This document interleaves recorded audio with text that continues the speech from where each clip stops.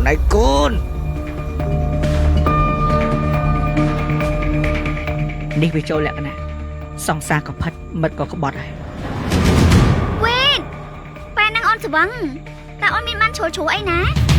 មែនណាវីតគ្នាស្លាជីដោយបងសេបកើតចឹងមានបានធ្វើអីណាមែនណាវីតអាឆាយ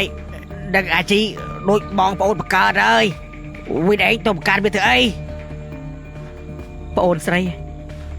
ហើយចេះរួមស្អីគេ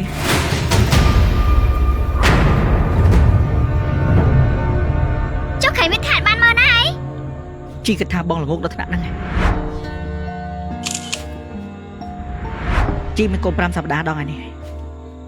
ហើយមិនគួរញ៉ាំស្រាទេអាចឆាយក៏ចឹងដែរជាពុកគេត្រូវមានទំនួលខុសត្រូវ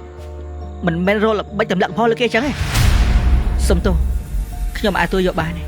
ហើយរឿងរៀបការប្រហែលថ្ងៃខាងមុខនេះក៏ខ្ញុំសូមបដិសេធដែរអរគុណ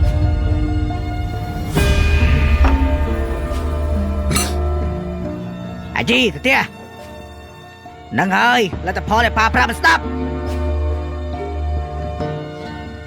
ចូលប្រាក់ខែ500អាចបាច់ទៅតោះជើញពួកឯងរៀបគម្រោងធ្វើស៊ីអញជើញញ៉ាំអរគុណម៉ាលីកន្លងមកខ្ញុំល្ងងដូចម៉ាលីថាមែនប៉ាខ្វះគេខ្លាំងណាស់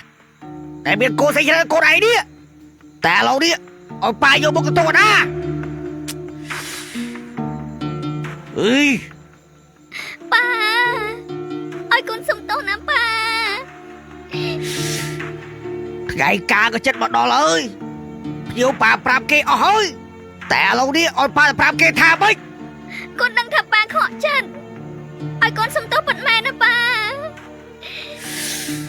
ប៉ានេះមិនចង់បែកទ្រូងឲ្យកូនឯងមុនធ្វើអីមួយមានបានគិតវែងឆ្ងាយអត់កូនឯងជាស្រី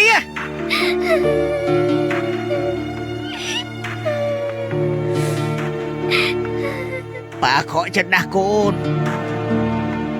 ប៉ាខ្វះគេខ្លាំងណាស់